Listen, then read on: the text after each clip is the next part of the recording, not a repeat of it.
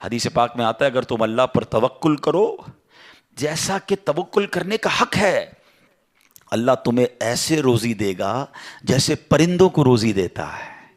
کبھی امیجن کیا آپ نے پرندوں کو روزی کیسے ملتی؟ یہ حدیث میں ایسی اچھا ہو سکتا ہے انسانوں کے بارے میں فرمایا جاتا، نبی پاک فرما دیتے، جانوروں کے بارے میں فرماتے، پرندوں کے بارے میں کیوں فرمایا؟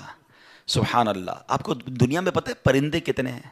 ایک کیلکولیشن کے مطابق اس دنیا میں جتنے جانور ہوتے ہیں نا وہ انسانوں کا ملٹیپلائی بائی 10 ہوتے ہیں، ٹھیک ہے؟ ہم 8 ارب ہیں تو وہ 80 ارب ہیں، ساری جانور، چوپائے اور جتنے بھی جانور ہیں، انسیکٹس بھی اس میں ملا لیں، لیکن فرمایا پرندے اس کا ملٹیپلائی بائی 10 ہوتے ہیں۔ اٹ مینس اس دنیا میں اپروکسیمیٹلی 800 ارب پرندے ہیں، ٹھیک ہے؟ 800 ارب پرندے روز کہاں سے کھاتے ہیں؟ کوئی سپلائی لائن کو جا کے ان کو درختوں پہ پہنچاتا ہے؟ کسی گھونسلے میں کوئی آپ نے کبڈ دیکھی، کسی گھونسلے میں آپ نے کوئی سٹاک دیکھا کہ جناب یہ کل کا چارہ ہے، یہ رات کا چارہ ہے، میرے چھوٹے چھوٹے بچے ہیں اس کے لیے چارہ ہے؟ Nothing else. ہر پرندہ 800 ارب پرندے اپروکسیمیٹلی روز صبح فجر کے بعد بھوکے نکلتے ہیں، اور جب شام اپنے گھونسلے میں آتے ہیں تو سب کا پیٹ بھرا ہوا ہوتا ہے۔ سب کو کون کھلا رہا ہے؟ کوئی تو ہے جو نظام ہستی چلا رہا ہے، میرا خدا ہے۔ ایمان لاؤ نا، توکل کرو۔ جب پرندوں کو 800 ارب پرندوں کو روزی دے سکتا ہے، ارے میں اور آپ اشرف المخلوقات ہیں، میں ٹینشن ہی نہیں ختم ہو رہی کال کرو تھی نو ہے، سال بعد کیا ہوگا، بچی کی شادی کیسے ہوگی، میرے کاروبار کا کیا ہوگا، ارے مارکیٹ ڈاؤن ہو رہی ہے، ڈالر اوپر ڈالر نیچے، اسی ٹینشن میں مر گئے۔ یار جو رب چونٹی کو کن اور ہاتھی کو من دے سکتا ہے وہ اس نے مجھ سے بھی وعدہ کیا ہے۔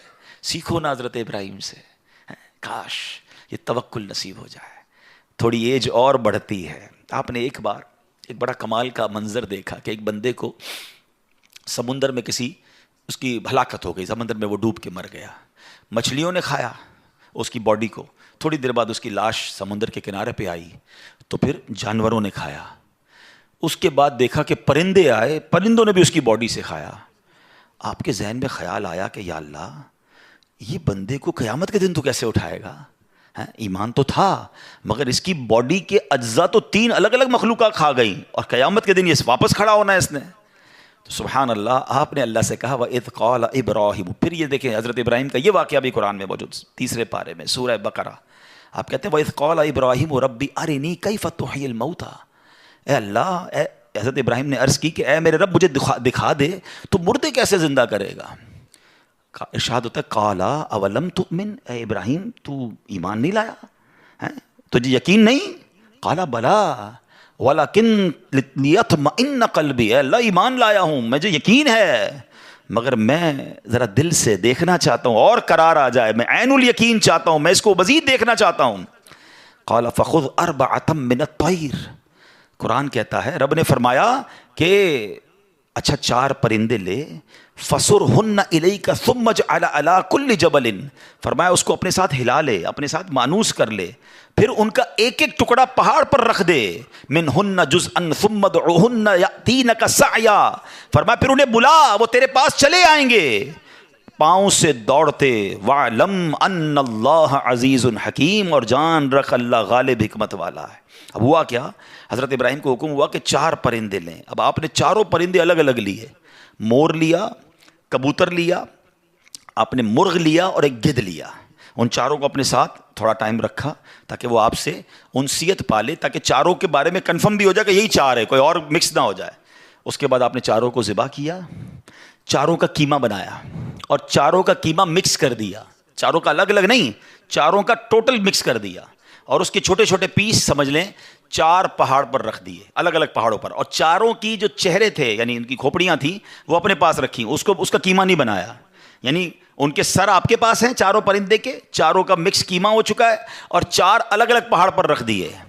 قرآن نے کیا کہا تو انہیں پکارو ہیں۔ اب یہ بھی ذرا میں آگے آ کے بتاؤں گا اس ایک خوبصورت آیت کے اس جز سے کیا سیکھنے کو مل رہا ہے۔ قرآن نے کیا کہا کہ انہیں پکارو، تو آپ نے کہا یا ایھا الدیک، اے مرغ، یا ایتھا الحمامہ، اے کبوتر، یا ایھا النسر، اے گدھ، یا ایھا الطاؤس، اے مور۔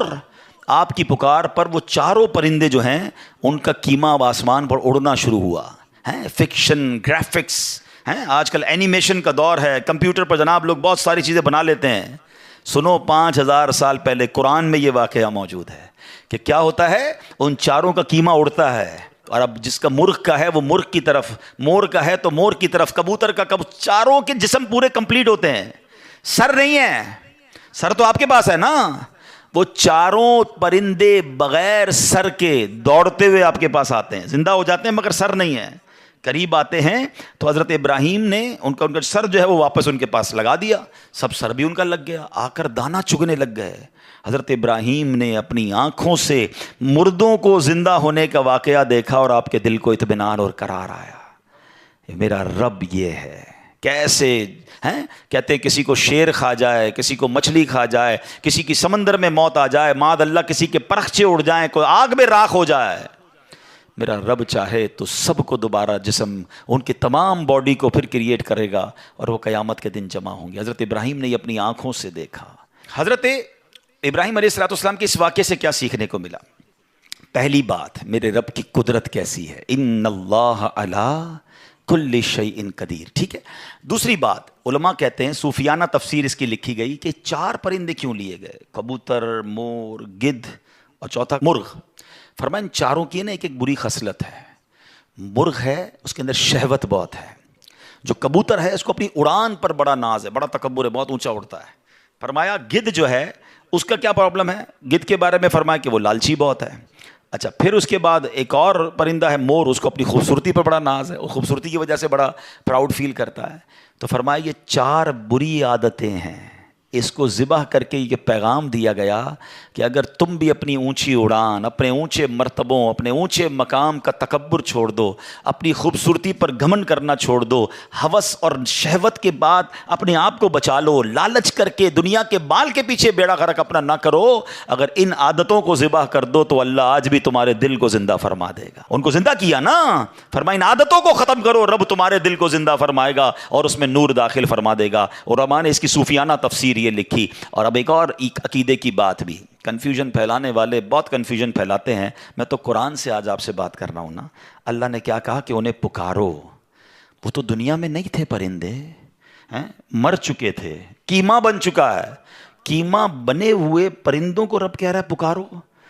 حضرت ابراہیم نے کیسے پکارا، یا ایھا الدیک، یا ایتھا الحمامہ، آپ کبوتر کو پکار رہے ہیں، آپ گدھ کو پکار رہے ہیں، قرآن کہہ رہا ہے پکارو اور نبی پکار رہے ہیں۔ آج کسی کو نہ جانے یا رسول اللہ سے پرابلم ہو جاتی ہے، کسی کو یا غوث پاک سے یا پرندوں کو پکار رہے، قرآن کہہ رہا ہے، تو اس کا مطلب دنیا سے اگر کوئی چلا بھی جائے تو اس کو پکارنے میں کوئی خدا نہ خواستہ پرابلم نہیں ہے۔ اللہ سمجھ کے تھوڑی پکارتا ہے کوئی، اللہ کے بندے سمجھ کر ہی پکار رہے ہیں نا، اللہ کی مخلوق سمجھ کر پکار رہے ہیں۔